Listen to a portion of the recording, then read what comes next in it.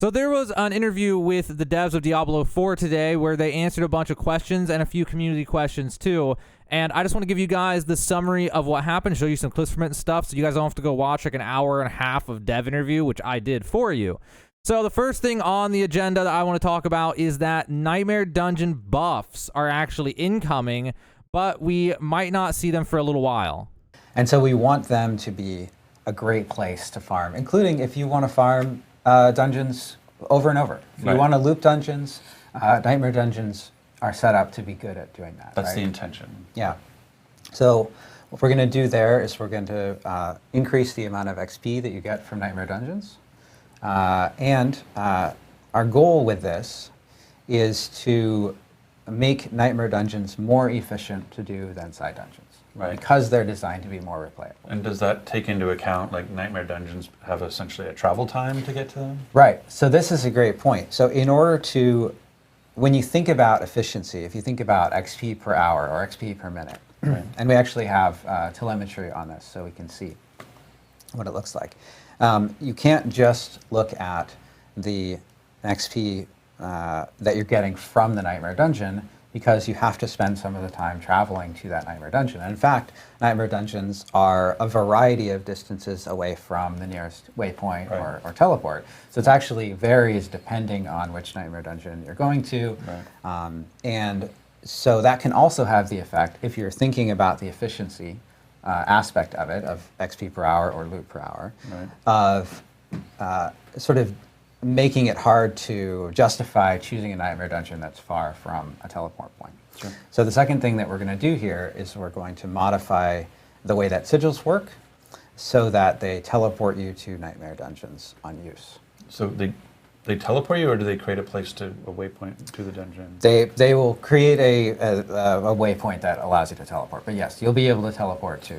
That's an important distinction. Right. So as you guys heard, they're going to be changing Nightmare Dungeons to be the main way to grind XP and loot, apparently, or at least that's their goal for the end game here. And so the big question is, when is this change actually going to take place? Is it going to be next week? Is it going to be a month from now? And they actually had an answer for that as well. This is something that's really important to many of our most dedicated players. And so we're working very hard on this right now, actually, and yesterday as well. To get it in before Season 1 launches. Oh, that's amazing. Yeah. So you heard it, guys. It's going to be Season 1 when these changes are going to happen. So for the next few weeks, you're still going to be looking for the best XP farms and whatever to level up. But then once that comes out, Season 1 and all that, then potentially we'll see how it actually turns out. But in theory, doing Nightmare Dungeons that are 3 levels above your current level might be the absolute fastest way to level up. We'll see if that actually is how it pans out, but that's what they're aiming for. Now, for when does Season 1 come out, if you're not in the loop with that, they had the answer for that as well. So, and then for people who are maybe not following along all the time, right now Season 1, we're saying mid to late July. Mid to late July. So we're saying that this change could happen anytime between, you know, in the next, whatever, 4 weeks or whatever. So like I said, if no delays at least happen, then it should be that it'll happen somewhere around the end of July, or maybe mid-July if we're lucky. It's about a month from now. So that's when we expect to see that change. Now, another interesting change they talked about in this is with the gems that you'll find, the diamonds and the amethysts, and there's flawed, and then there's flawless, and there's normal and chipped and all this, and it just clutters your inventory space, it clutters your storage. It's just annoying to deal with. So that is actually something that will be changed in the future. Oh, like when you collect veiled crystals. So rather than it even being a thing that you collect in an inventory, it's now just part of your materials. Right, and then the way that will work is you go to the you go to craft your gem in the same way that you do today, and you just use a certain amount of that material. So it's similar to the amount of equivalent like actual gem inventory slots that you're using now, but as materials, and you can use that to craft the gem that goes into it. It's kind of a win-win because it's saving you inventory space, but it's also saving you stash space. Because right now, I'm just like filling up my stash with gems. Yeah. So that'll be a nice little quality of life change, although they said that one's not a super high priority, so that one probably won't be seen till like Season 2, and the seasons are going to be quarterly roughly, so it won't be till fall. I'm going to say, what, like September, October or something that we'll see that change, but it's on the horizon. Speaking of changes that are also on the horizon, though, there's one that's not on the horizon, actually. It's going to be much sooner than that, potentially. is material caps. So if you've ever had too many veiled crystals or something like that, and this is such an edge case, but they did mention it. Right now the cap is apparently, I think, 10,000, and they are going to be removing that cap. There's no particular reason to cap the veiled crystals at 10,000. We're just going to make that bigger. And the time horizon on the cap, lifting of the caps? I think we have that in that's actually that's coming before season season one. Yeah. So Yeah. that one we will be changing before season That's one. right. Well, that one wasn't really super important, but I just thought I'd include it. But now let's talk about one that's very important, which is the next thing they talked about, and that would be resistances. Now, if you haven't heard about resistances, apparently they're absolute garbage, like poison resist or elemental resistances, things like that, compared to just getting armor. And they actually acknowledge it doesn't work how they intended, and they're going to be wanting to fix it. At the lower tiers, it worked okay, but it has fall off at the higher tiers because of a system, the way they implemented it. And it's going to be complicated for them to fix. It's not going to be an immediate fix, but there is a change coming, and resistances will get buffed significantly, apparently, they made it sound that way, in the future. We've had a lot of people, especially like content creators and others that have kind of been a little confused on how things like resistances actually currently work within the game. I think there's a lot of people that are actually prioritizing other benefits on gear or stats right now over resistances because they're a little confused on how it works, or they feel that it may not be working at all. Yeah, the resistance case is one where the system has a lot of different inputs, and there are some of those have multiplicative scaling, and we have sort of some things we want to accomplish with that system too. We want to encourage players to get more resistances as they go up higher in world tiers, which is why there's an effect on your resistances as you go up in world tiers. Oh, that might be clear to some people. It was like that. So basically, as you move up in world tier, your current level of resistances will get sort of right, and so that you have to kind of reacquire that resistance. Yeah, and what we're seeing right now is that because of the way all of these, there's also an effect where your armor provides physical resistance and also provides half that amount of elemental resistances. And because all of these things are interacting in a complex way, it can be hard for people to figure out exactly how they work. Right. But regardless of that, the way that it is working in practice is meaning that resistances are less valuable than we would like them to be. Sure. And because it's a fairly complex interaction, this is something that's going to take a little bit more time to sort of dial in the right solution for. Right. But they're still valuable in the short term. It's not like they're like not worth it at all. Yeah. What happens is as you get up into higher amounts of resistance and higher world tiers, you're seeing the value drop off more than we intend for Got it. it. And so that's where we're going to see some changes. Right. And so because we need to go slow on that kind of a complex change, what are you thinking from a time horizon on that? That's going to be something that we see around season 2. Right. Yeah.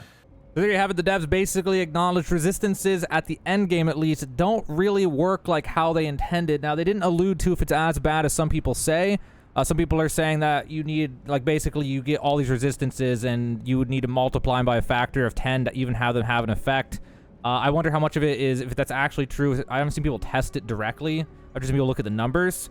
So I don't know if that's actually just like a visual bug, and it actually, if you go and test it on a mob, if it would be different, or if they really are that pathetically underpowered at the end game. But either way, they're looking into that. They're claiming it's a very complex system, which I believe, to be honest. And so because of that, they have to make sure that not only they change it in a way that makes sense, but also in a way that doesn't break other systems and then make glitches and weird issues with damage and problems and stuff. So we'll see that one, but it won't be for at least like 2 to 3 months before they fix resistances. So for now, you're just going to have to stick with armor at the end game and drop off your resistances whenever it makes sense. But that's not all that was mentioned in the dev interview. There's another thing coming for hardcore players that's going to be an amazing quality of life change that is going to make things way better. So if you've ever watched hardcore players play and watched like the meme deaths that get posted on, social media, or if you've done it yourself, you might know that in this game you can't like Alt F4 log out like you can in Path of Exile. So for hardcore players, if the game glitches or they disconnect, well, that's goodbye to their character. And most hardcore deaths, for at least for social media, like the content creators I've seen, most of them come from either a glitch or disconnecting. And that's unfortunate. Well, they actually are going to create a system for disconnect protection that, in my opinion, is genius. I actually think it's a really, really good way to implement it. Now, glitches are still an issue, so that's still annoying for that. But at least disconnects won't be an issue in a way that actually will make sense. You also mentioned cases where the player disconnects, right? These can be some of the most frustrating situations for a hardcore player because in many cases it is completely outside of your control. It could be an issue with anywhere between you and the server, right? Yeah. So those can be especially frustrating. And we have already a mechanism in the game that allows players to escape from boss fights that has very strict controls on it in terms of being a consumable item that's a fairly rare drop, which is called the Scroll of Escape. This is a hardcore only item. It's a consumable scroll. You can use it at any time and teleport to safety. And this is the place where, because it has these controls in terms of being consumable and being a rare drop, Right.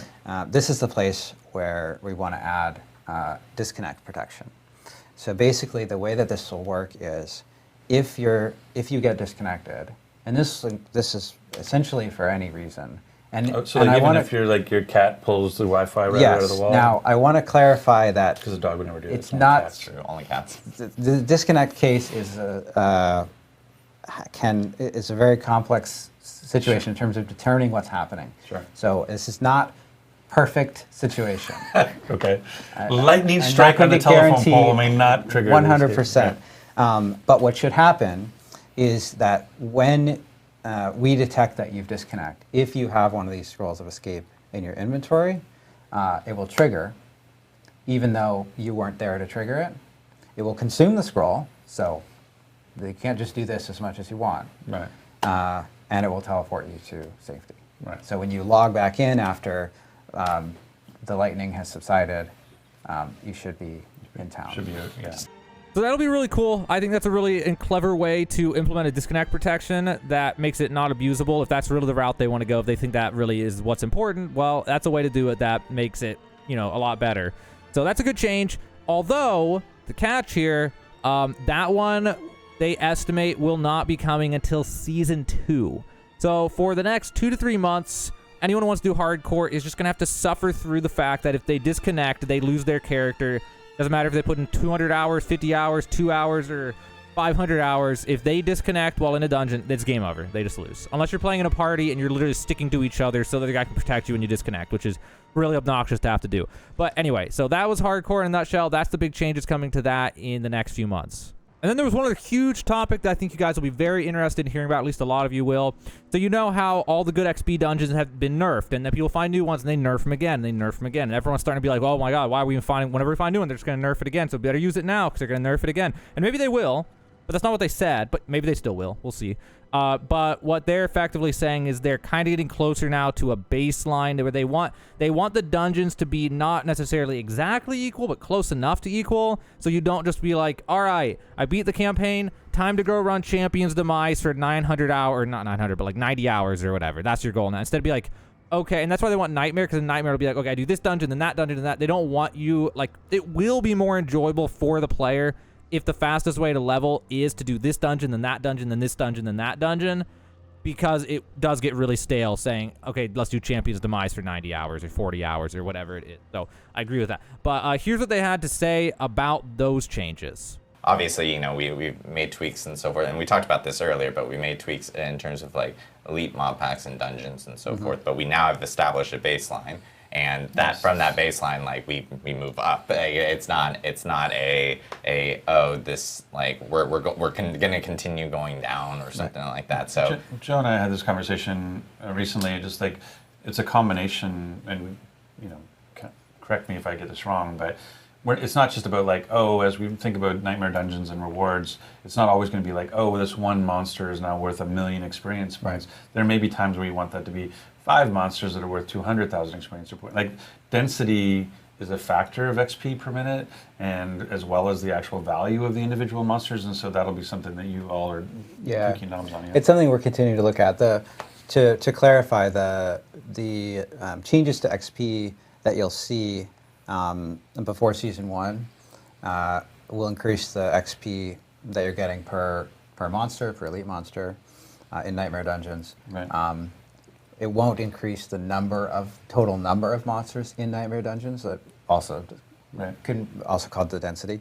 But that is something that, as a result of the changes that we had to establish a baseline, we do have the ability to tune in the future. Now, that was the bulk of the important changes. There are a few other things I'll quickly mention that I don't really want to show the clips for because it's just not really worth it. So there is a bug where barbarian items will drop for druids, and they're going to be fixing that. Now, you still will see some items drop, but they'll fix ones that are specifically really for barbarians that druids literally can't use at all, type of thing.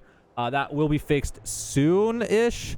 And then another really important thing that is worth mentioning is that when it comes to hardcore mode, changes will happen sooner for things like, there was Quinn. He lost, I don't even know who Quinn is, but if you know who Quinn is, he lost his level like 90 hardcore character, I think it was, or 80 something, to a bug where he finished a Nightmare Dungeon. He was in the immunity bubble. He teleported to the town. It gave him a loading screen. He stayed on the loading screen for like 2 minutes before finally restarting his game. He came back in, and his character died. Weird bugs like that, they'll be fixing, much more rapidly. Those will not be waiting till Season 2. Those will be, as soon as they fix them, they'll push them through type of changes. So that's good to know. Another thing is that they encourage people going to their forums to post bugs and issues. And they said if you know what DX Diag is, do that. And, if you could tell them your hardware, tell them more information. And they said that actually is where a lot of their information comes from that helps them to do things.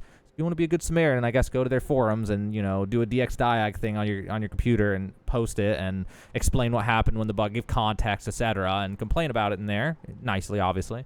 And that does help them, that they actually have people they, hire basically full-time to read the forums and then forward the appropriate things to the appropriate teams to help people figure out what the hell's going on.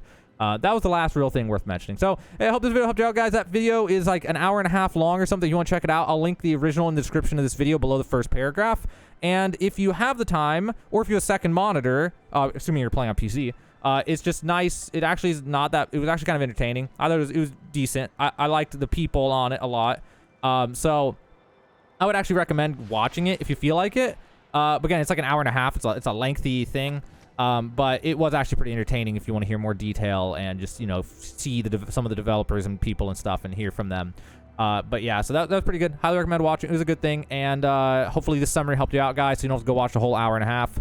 But now you know what's going on, what happened with that whole dev interview, and a few of the changes that are coming up soon before Season 1, at Season 1, and Season 2 in Diablo 4.